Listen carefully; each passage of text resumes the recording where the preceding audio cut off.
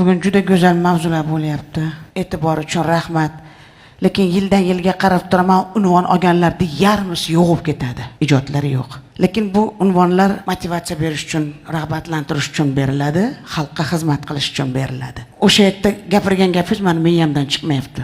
Birinchi majlis boshlagan paytingizda aytdingizki, madaniyat xodimlari ko'ryapsizlar, bilyapsizlar, shuni xalqqa olib chiqib gapiringlar qilingan ishlarda.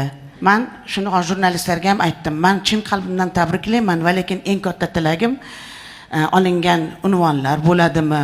Davlat bilan yonma-yon, yelkama-yelka turib ishlanib, xalq pulini ayamaydi san'atga.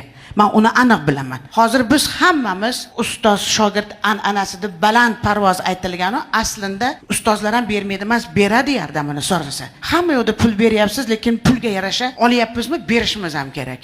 San'atning nonini yedingmi, unvonni oldingmi, pensiyasini qayerdan olyapsan? San'atdan olyapsanmi, tur ishla. Tamom. Davlatimizga nima yordam kerak bo'lsa, xalqning ichidan turib, qo'limdan kelgan yordamni qilaman. Bizga bo'lgan e'tibor uchun rahmat. Hozir Yulduzxon juda ko'p masalalarni ko'tardi. Bitta narsasi menga Yulduz Usmonovani yoqadi.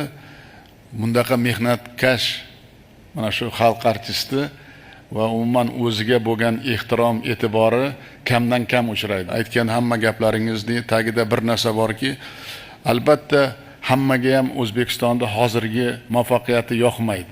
Albatta davlatchilikni qurib, tinchlikda, osoyishtalikda yurish bu azob desak to'g'ri bo'ladi. Bu azob. Yulduz Usmonovani xalqni yaxshi ko'rishi va xalq Yulduz Usmonovani yaxshi ko'rishi bejiz emas. Buning tagida sizning misolingizda hamma mehnat qilsa, konsert ham bo'ladi, kino ham bo'ladi, natija ham bo'ladi, odamlar ham rozi bo'ladi. Ishlaringizda muvaffaqiyat.